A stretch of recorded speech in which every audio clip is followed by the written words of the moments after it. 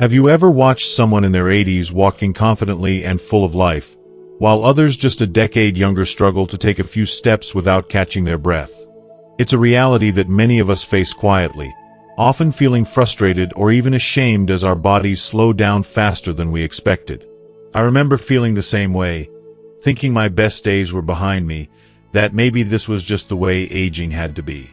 But the truth is, it doesn't have to be that way. There's a simple, gentle approach to aging that doesn't involve expensive treatments or drastic changes. It's about small, meaningful habits that anyone can adopt, no matter where they're starting from. What's even better is these habits aren't just about adding years to your life. They're about adding life to your years. Imagine waking up with more energy, clearer thoughts, and the freedom to enjoy your daily activities without feeling held back. That's exactly what you're about to discover. A set of 6 powerful habits that have been quietly helping seniors live healthier, happier lives. They're backed by science, trusted by doctors, and best of all, easy to start today. So, I want to ask you gently, what's one small change you've made recently that made you feel a bit more alive? Take a moment and think about it, because you deserve to live better, no matter your age. If you are not subscribed, subscribe and activate the notification bell so you don't miss any videos. If you like the topic of this video, please comment 1. Now, let's begin. 1. Daily walking. If there's one thing I wish someone had told me sooner about growing older, it's this: never underestimate the power of a simple walk. Walking is something most of us have done for so long that we barely think about it. We often see it as so ordinary, so basic, that it almost feels like it can't possibly make a real difference.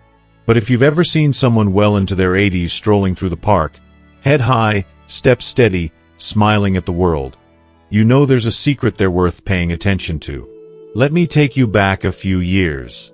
My neighbor Raymond, a retired mechanic from just down the street, was the kind of guy who once fixed everything from tractors to toasters. But as he edged into his early 70s, his body started giving him signals he couldn't ignore. Stairs became his nemesis. Grocery runs felt like marathons. Even walking to the mailbox left him winded. One day, as we stood in his driveway catching up, he laughed it off, "Guess I'm just getting old." But the sadness in his eyes told another story. Maybe you felt that same heaviness, that nagging worry that every step is just a little bit harder than it used to be. Here's the secret: that heaviness isn't your destiny. For so many of us, the slow fade into less movement and more sitting seems natural, but it isn't inevitable. Raymond's doctor gave him advice that surprised him. Not a prescription, not a stack of exercises, just a challenge to start walking every day, even if it was just around the block. 10 minutes, nothing fancy.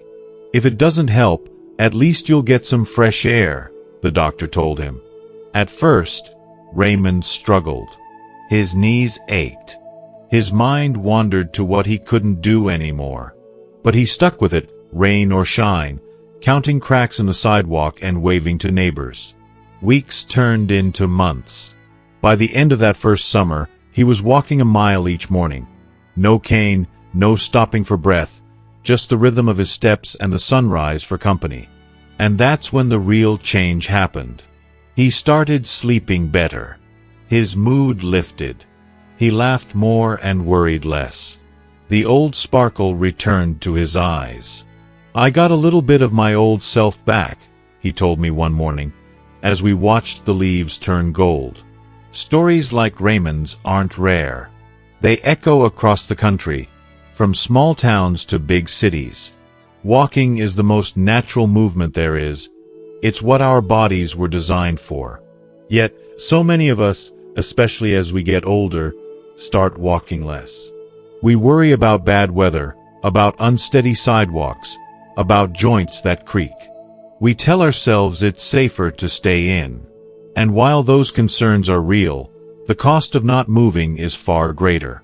When you stop using your body, you start losing its strength, flexibility, and even balance.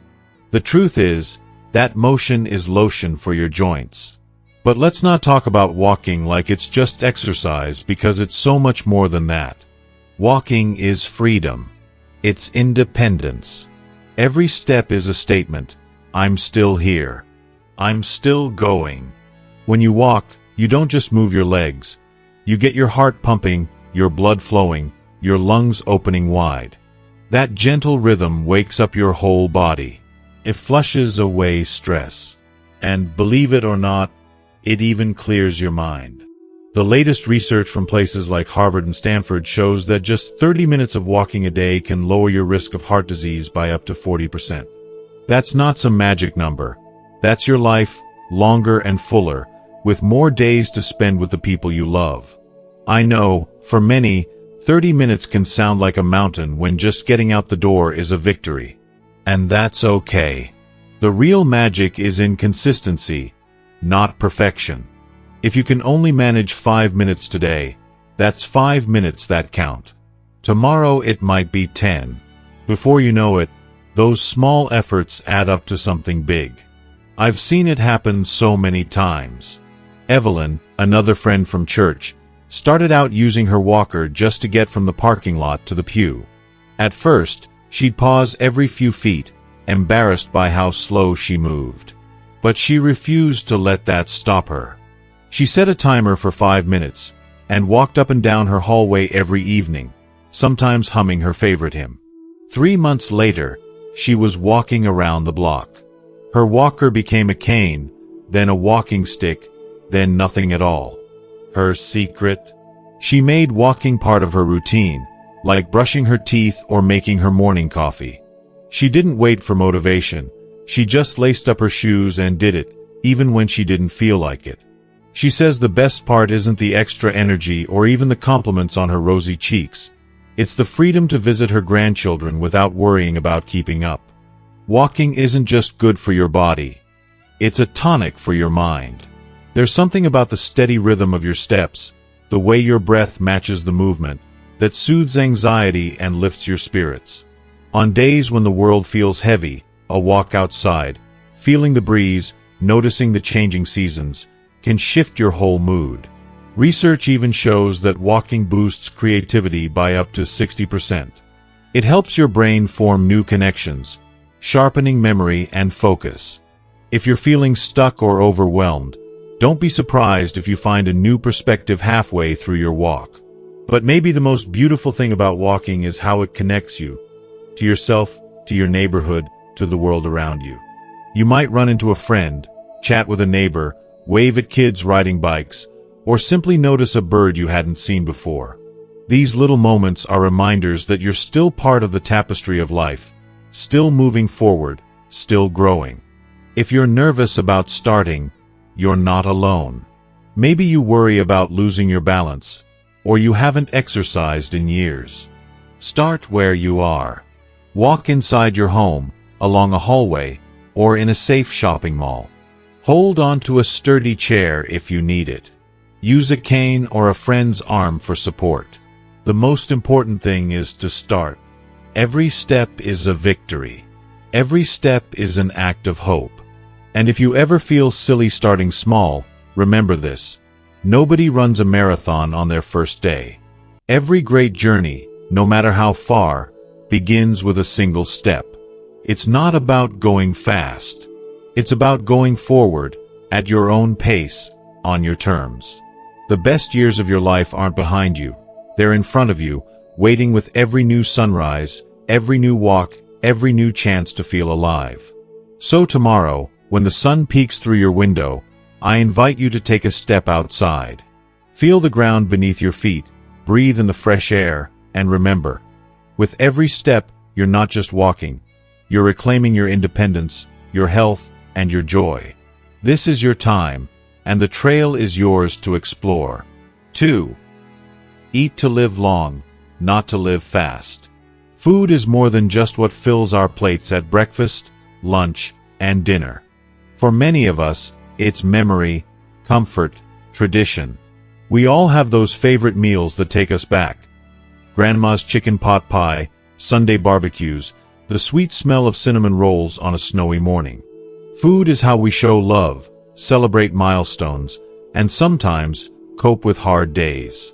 But somewhere along the way, especially as life speeds up or our energy slows down, it becomes so easy to reach for what's quick instead of what's nourishing. I see it all the time. Retired friends with good intentions picking up frozen dinners or fast food on the way home from a doctor's appointment, convincing themselves, "It's just easier this way. I'm too tired to cook for one." Or maybe you, like my friend Evelyn, start the morning with toast and jam, grab a deli sandwich for lunch, and pop a microwave meal in for dinner, never really feeling satisfied, but not thinking much of it. The truth is, as we get older, our bodies need more, not less, care from the food we choose. If you are still watching this video and find these lessons useful, please comment 1 below to let me know that you are still here with me. Evelyn used to be like so many of us. She'd shrug off her daily fatigue as just old age. Her joints ached, her mind was cloudy, her doctor warned her blood pressure was creeping up. Then one day, her doctor looked her straight in the eye and said, "You're feeding disease, not health." It stung. She went home and stood in front of her refrigerator, really looking at what was there. Processed cheese, soda, mystery meat, and the ever-present plastic tub of margarine. She realized with a pang that so much of what she ate came out of a box, bag, or can. But here's the good news. Changing the way you eat doesn't have to mean giving up joy or flavor. It's about rediscovering the tastes and textures that made food wonderful in the first place. Evelyn decided to make one small change. Instead of a bowl of sugary cereal, she added a handful of fresh spinach and a sliced tomato to her scrambled eggs in the morning. At lunch, she replaced her salty chips with carrot sticks and hummus. By dinner, she was roasting sweet potatoes and tossing a colorful salad with olive oil and lemon. It wasn't a diet. It was a return to food that looked like food, real, whole ingredients that her grandmother would have recognized. Within a few weeks, she noticed her energy picking up. Her mind felt clearer. In 6 months, she'd lost 15 pounds without even thinking about it. Her cholesterol dropped, her blood pressure stabilized, and perhaps most important of all, the fog that hung over her days began to lift. Our bodies are remarkable machines, but they need the right fuel, especially as we age. Did you know that our nutritional needs increase as we get older? It might seem unfair, but as our bodies repair themselves more slowly, fight more inflammation, and face a lifetime of wear and tear, they need all the help they can get. That means more nutrients, not just more calories. The problem is that many of the quick, convenient foods we're offered are high in salt, sugar, and unhealthy fats but low in the vitamins and minerals we need. There's no magic diet, but there is a golden rule. If your food doesn't look like it came from nature, it probably isn't helping you age well. Fresh vegetables and fruits, leafy greens, beans, nuts, seeds, whole grains, lean proteins. These are the building blocks of long, healthy years. Think of them as the colors on your plate. The more colorful your meal, the more likely you are to be giving your body what it craves to repair itself and stay strong. Take leafy greens like kale, spinach, or collards. They're loaded with vitamin K, which helps keep bones strong and supports heart health. Or fatty fish like salmon and sardines, rich in omega-3 fatty acids that protect your brain from age-related decline. Whole grains like oats or brown rice can keep your blood sugar steady, helping you avoid those late afternoon crashes that sap your energy. And don't overlook the power of hydration. As we age, our sense of thirst fades, but our need for water doesn't. A simple glass of water or unsweetened herbal tea with every meal helps your body regulate temperature, flush out toxins, and move nutrients where they're needed. Sometimes the changes don't have to be drastic to make a real difference. A study from neurology found that seniors who followed a Mediterranean-style diet, a plate filled with vegetables, fruits, whole grains, lean proteins, and healthy fats like olive oil, had a 30% lower risk of cognitive decline. That's right, your fork can be your medicine, your shield, your best friend in aging well. Of course, nobody is perfect. We all want to treat ourselves now and then. There's nothing wrong with a piece of birthday cake or a special holiday meal. The difference is in what you do most days, not every day. It's about intention. Instead of restricting yourself or counting every calorie, focus on adding more goodness in. If you love bread, try whole grain. If you want a snack, grab an apple with peanut butter. Little shifts, meal by meal, build a future where you feel lighter, clearer, and more independent. Sometimes, it helps to remember that food is a source of connection, too. Cooking a meal with family, inviting a neighbor for lunch, or just sharing recipes with friends can make healthy eating something to look forward to instead of a chore. Food brings us together, nourishes our bodies, and brightens our spirits. As you stand in front of your fridge or pantry tonight, ask yourself, is what I'm reaching for helping me live the life I want? Will it give me the energy to visit my grandchildren, garden in the spring, or simply wake up feeling good? If the answer isn't yes, don't be hard on yourself. Just choose one thing to change. Add a little color, a little freshness, and a little intention. You've spent a lifetime caring for others, building traditions, and giving love. Now it's time to care for yourself with the same kindness and patience. Remember, aging gracefully isn't about giving up the foods you love. It's about loving yourself enough to choose foods that love you back. So next time you sit down for a meal, celebrate the small choices. Savor the sweetness of a ripe peach, the crunch of fresh greens, and the comfort of homemade soup. Eating to live long isn't about sacrifice. It's about embracing the abundance of life, one delicious bite at a time. Your body, your mind, and your spirit will thank you every single day. 3. Keep your mind fit. As the years go by, we often talk about the changes in our bodies. Our backs ache a bit more, our knees creak, and we notice gray hairs where there weren't any before. Yet, beneath all those visible signs of aging, the most subtle and sometimes frightening changes can happen where nobody else sees them. In our minds. The fear of forgetting a neighbor's name, missing a doctor's appointment, or blanking out on a story you've told 1,000 times can feel like little cracks in the foundation of who you are.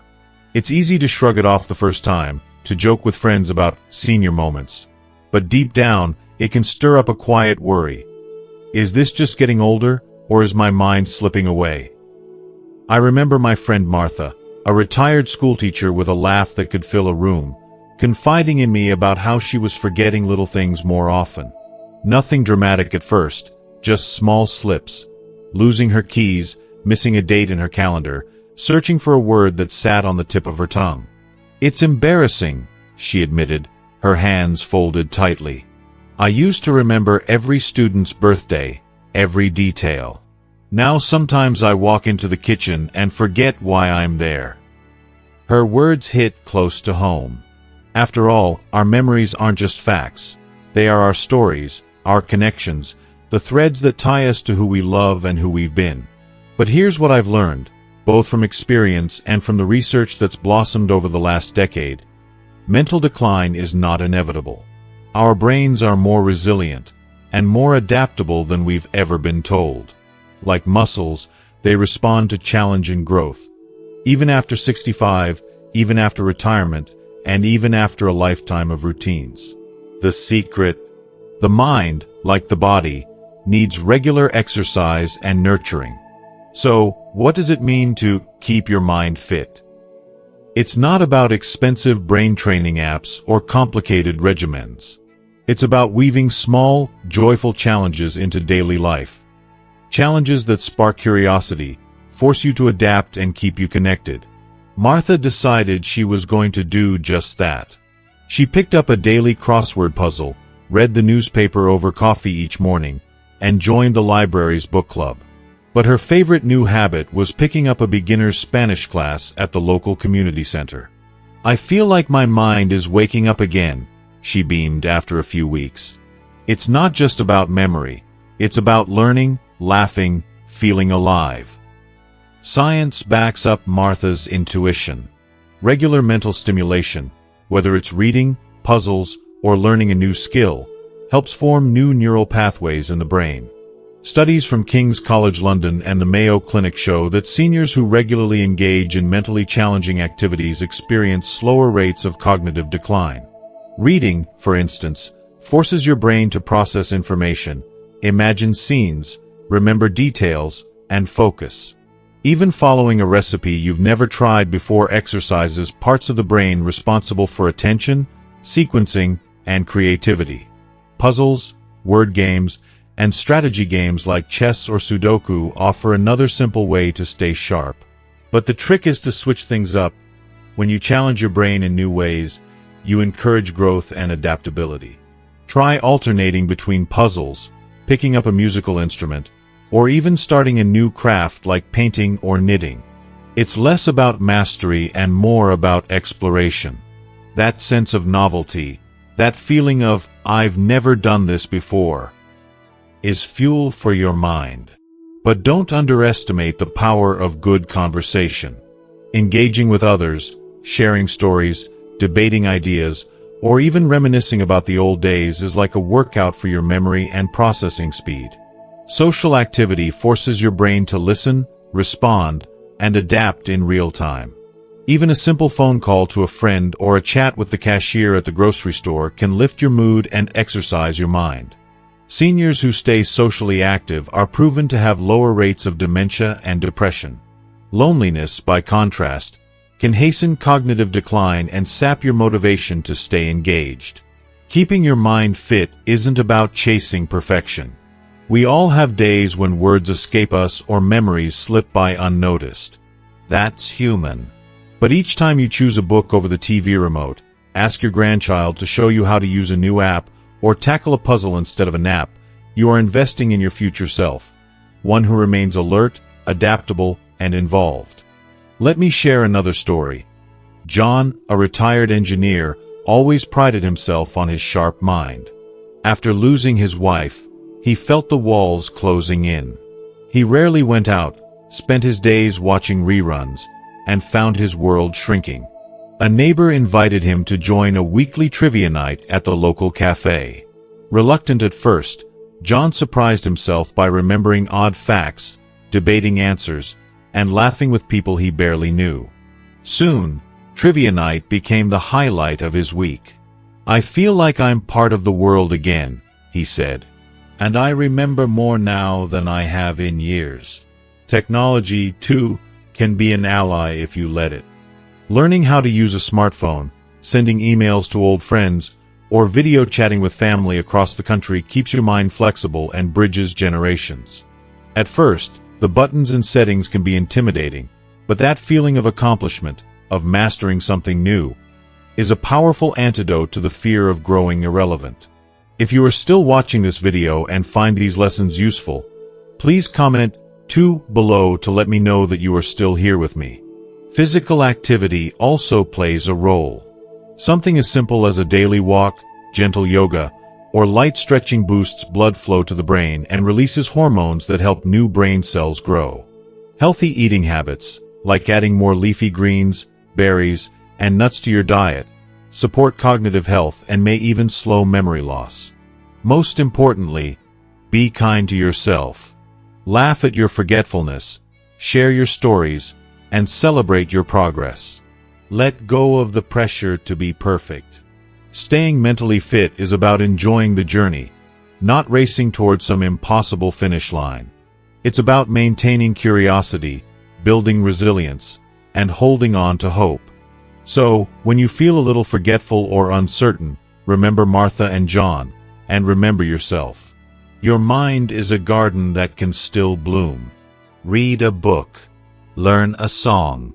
Call a friend. Try something new. You're not done growing. Every day offers a chance to stay awake to life, to feel connected, and to honor your own remarkable story. The most important thing isn't just keeping your mind fit. It's keeping your heart and spirit fit too, so you can live each day with curiosity, laughter, and a sense of wonder that never fades. 4. Stay strong as you age. Resistance training. Growing up, we all hear people say, age is just a number. It's a comforting thought, but if we're honest, the years do change us, sometimes in ways we'd rather not admit. What no one prepares us for is that one of the most dramatic changes isn't visible in the mirror. It's something you feel in your bones, your muscles, and your confidence. One day, you notice getting up from a chair is a little harder than it used to be, or your arms seem weaker when you reach for something high on the shelf. You might hesitate before tackling stairs, or you catch yourself avoiding the garden you once loved. The truth behind it all is something called muscle loss, a silent thief named sarcopenia that quietly steals our strength as we get older. I've seen this happen up close. My friend Alan, a retired postman from North Carolina, was always a sturdy fellow. He prided himself on delivering the mail, rain or shine, and never missed a beat on his daily rounds. But after he turned 70, little things started to shift. His balance wasn't what it used to be. He had a mild fall at the grocery store that left him more shaken than hurt, but it scared him all the same. His doctor explained that he'd lost muscle over the years, a normal process, but one that can be slowed, even reversed, with the right effort. It's not about lifting heavy weights or running marathons, his doctor said gently. It's about waking up those muscles every day. It's about reminding your body you still need it. At first, Alan was skeptical. The exercise was for the young, he thought. But the thought of growing weaker, of depending on others, was something he just couldn't accept. He started small, wall push-ups in the living room, squats while holding onto the kitchen counter, and gentle biceps curls using old soup cans. 5 minutes a day, then 10. Slowly, but surely, he felt steadier. His legs felt stronger. His arms had more control. After 3 months, Alan stood up from his recliner one day and realized he hadn't braced himself or used his hands. It might sound small, but to him, and to anyone who's ever felt wobbly or weak, it was a triumph. Strength training doesn't mean you need to join a gym, buy fancy equipment, or lift heavy weights. It means moving your body with purpose, using resistance, whether it's your weight, a resistance band, or a pair of water bottles, to keep your muscles active and your bones strong. The National Institute on Aging says just 2 sessions a week can make a dramatic difference. Improving balance, reducing the risk of falls, boosting your confidence, and even helping to manage chronic conditions like arthritis and diabetes. Let's talk about falls for a moment. For many of us, falling becomes a quiet fear. We move more slowly, we avoid certain activities, and we stop reaching, stretching, or playing. But it doesn't have to be this way. Strong muscles act as your body's shock absorbers. They help you catch yourself, react quickly, and recover more easily. Every step you take, every movement you make, is supported by your muscles. When you work to keep them strong, you're building a shield around your independence. But it's not just about the physical changes. Strength training gives you back a sense of control. When you feel weak, you start to shrink from life. You stop saying yes to walks with friends, hesitate to play with your grandkids, and maybe even stay home more than you'd like. With each small gain, standing a little taller, lifting a little more, you start to reclaim the confidence that age sometimes tries to take away. You remember what it feels like to be in charge of your own body. My neighbor, Janet, found her strength through gardening. At 72, she didn't call it exercise. She called it tending to her tomatoes. But every time she squatted to pull a weed, reached to stake a plant, or carried a bucket of water, she was resistance training. She told me she'd never felt so alive, her back straighter, her hands steadier. I thought I was just puttering around the yard, she said, laughing, but I was building myself up. That's the beauty of it. Strength training doesn't have to look like a workout. It can be dancing in your living room, carrying groceries, climbing stairs, or playing fetch with a dog. Even better, strength training lifts your spirits. It's a natural mood booster, releasing endorphins that fight anxiety and depression. There's something deeply satisfying about feeling your own body grow stronger, about surprising yourself with what you can do. It's not about competing with anyone or chasing a number on a machine. It's about showing up for yourself, honoring your body's journey, and investing in your future. If you're not sure where to start, try this. The next time you get up from a chair, pause for a moment. Stand tall, tighten your thighs and your belly, then slowly sit back down and stand up again. That's a squat, and it's one of the best moves for building leg strength. Try doing it 5 times, then rest. If you have light hand weights, or even soup cans, try lifting them gently while you're seated, bending your arms and lowering them slowly.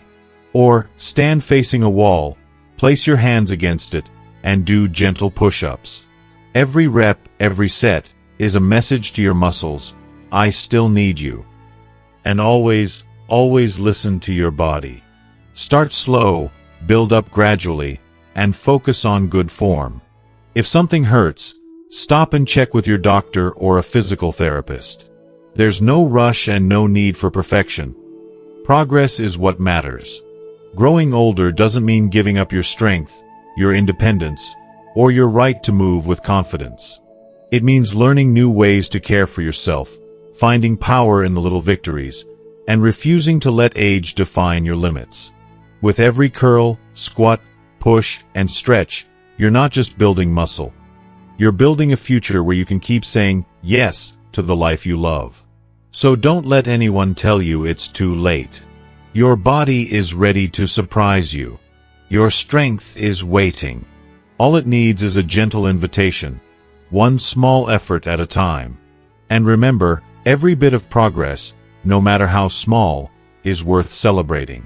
You're not just staying strong for today. You're staying strong for all the beautiful tomorrows still to come. 5. Social connection, the overlooked medicine. When we think about staying healthy as we age, our minds often jump to physical things. What we eat, how much we move, and whether we're taking the right vitamins or getting enough sleep. Yet, there's a quieter force at work in our lives, shaping our well-being in ways most of us don't recognize until we feel its absence. Real human connection. If you've ever felt the ache of loneliness, a quiet afternoon with no one to talk to, a dinner table set for one, holidays that pass by with just a phone call or two, you know this feeling all too well. It's easy to dismiss loneliness as just a part of getting older. Children move away. Friends drift apart. Spouses pass on.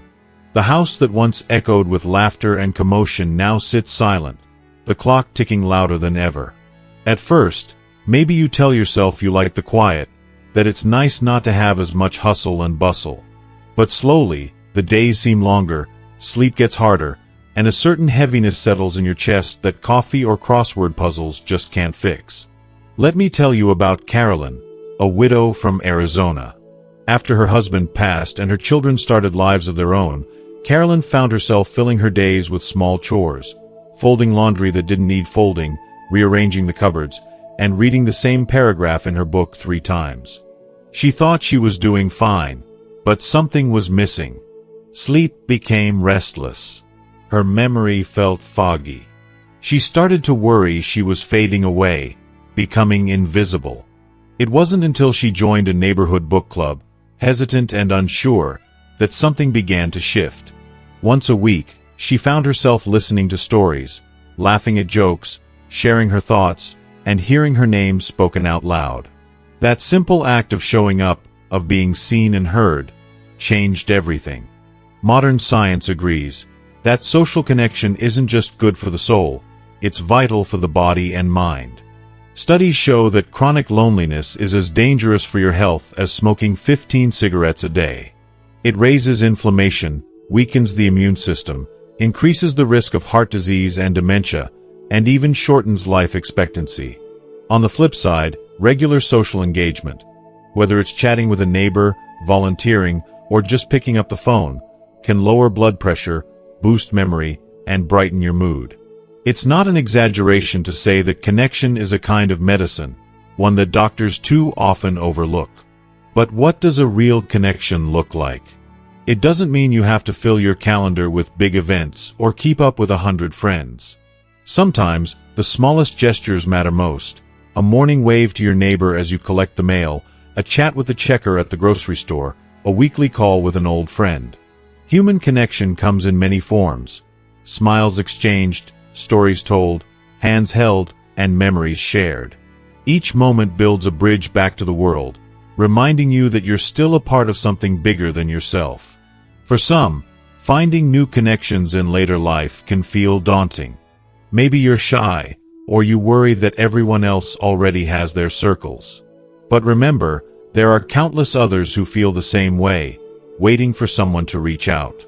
Community centers, churches, and libraries often offer clubs, classes, or volunteer opportunities that bring people together over shared interests. Don't underestimate the value of simply showing up. You don't have to be the life of the party, just present. If you are still watching this video and find these lessons useful, please comment 3 below to let me know that you are still here with me. Technology, too, can open doors that might have once felt closed. Video calls with grandchildren, group chats with old friends, or even online book clubs can foster real closeness, even when miles apart. It may take a little patience to learn new gadgets or programs, but the reward is worth it. Laughter echoing through a screen, a familiar face lighting up when you answer the call. I once knew a man named Bill, who was never much for crowds but loved playing cards. After his wife passed, he started a weekly bridge night at the senior center. At first, it was just him and one neighbor. But word spread. Soon, the group grew to half a dozen, then a dozen.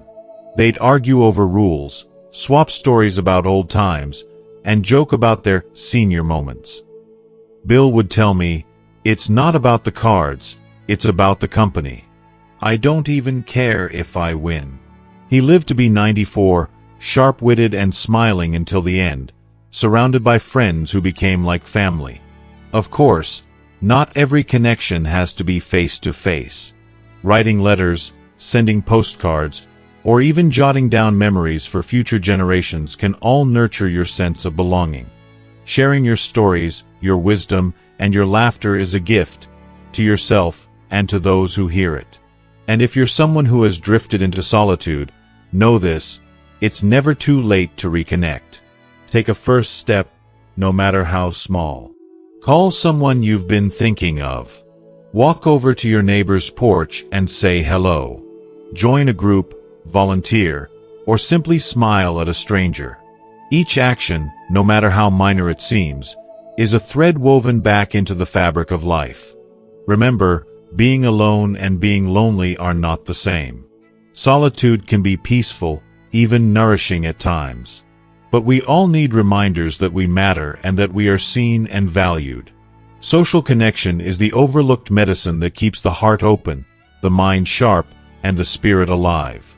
So, as you move through this chapter of your life, make room for others. Old friends, new acquaintances, family, neighbors, even the friendly faces at the grocery store. Reach out, join in, and let yourself be part of the story. Connection isn't just for the young. It's for all of us, and it may be the most important habit you build as you age. Because in the end, it's not just years that make a life, it's the people who walk beside us every step of the way. 6. Deep sleep. Sleep is something we all crave, yet as we age, it often becomes more elusive. If you're like many seniors, you might find yourself waking up multiple times during the night, struggling to fall back asleep, or waking up too early in the morning with that restless feeling that won't quit. It's frustrating, isn't it? Sleep isn't just about rest. It's the foundation of everything we do. Without it, our bodies and minds don't function well. We feel groggy, forgetful, irritable, and sometimes downright defeated. But here's the truth. Deep, restorative sleep is one of the most powerful tools we have to live longer, healthier, and happier lives. Take Michael, for example. He's 67, lives in Colorado, and used to wake up 3 or 4 times a night.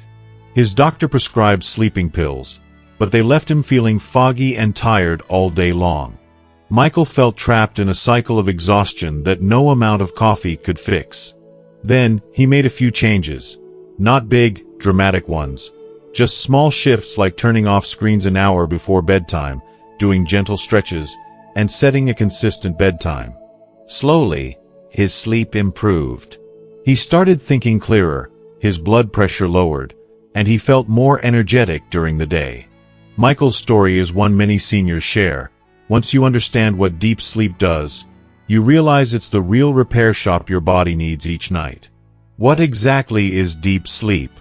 It's the phase of sleep where your body does its most important work. While you're tucked in bed, your brain is busy cleaning out toxins that build up during the day, strengthening memories, and balancing hormones like cortisol, which controls stress. Your immune system kicks into gear, repairing cells and fighting off illnesses. It's like your body's nightly tune-up, making sure you wake up ready to take on the day. But as we grow older, falling and staying asleep becomes trickier. Our body's internal clock, or circadian rhythm, shifts. We might produce less melatonin, the hormone that helps us feel sleepy. It's not a failure, it's biology. The good news? You can work with your body's rhythms to improve your sleep naturally. Creating the right environment is a great first step.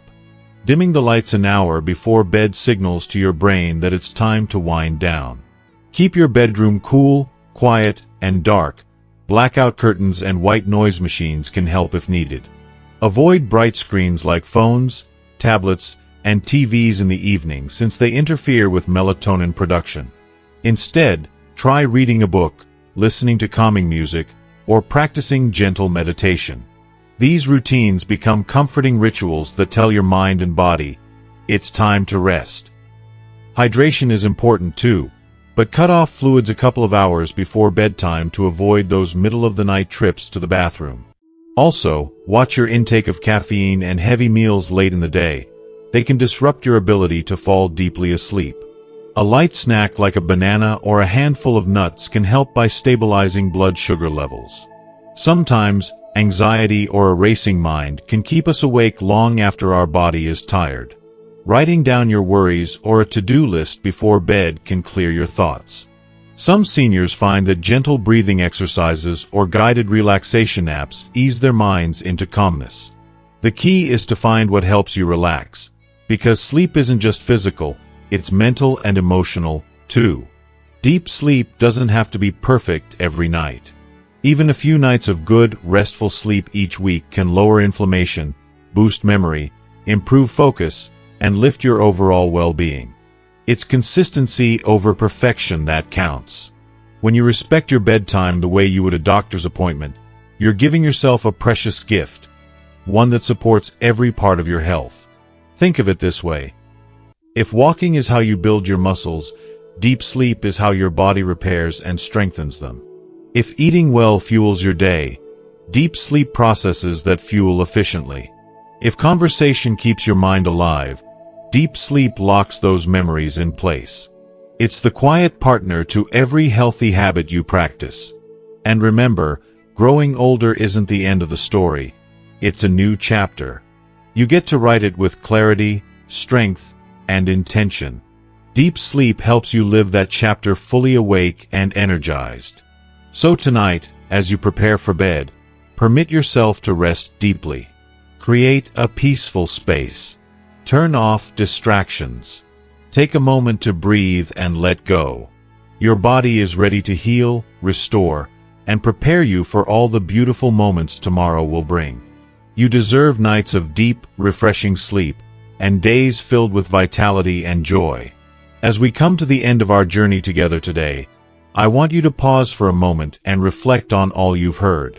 These 6 simple habits, walking daily, choosing nourishing foods, keeping your mind active, building strength, nurturing social connections, and embracing deep sleep, aren't just tips. They're powerful steps to reclaiming your independence, your joy, and your vitality. I know aging can sometimes feel like a slow goodbye to the life we once knew, but it doesn't have to be that way. Each habit is a promise to yourself that your best years aren't behind you. They're still ahead, waiting to be lived fully and well. You don't have to be perfect or make giant leaps. Even the smallest changes, taken day by day, add up to real, lasting transformation. Maybe it's a 5-minute walk today, a phone call to an old friend, or choosing a fresh salad over a quick snack. These choices remind your body and mind that you're still here, still vibrant, and still capable of growth and joy.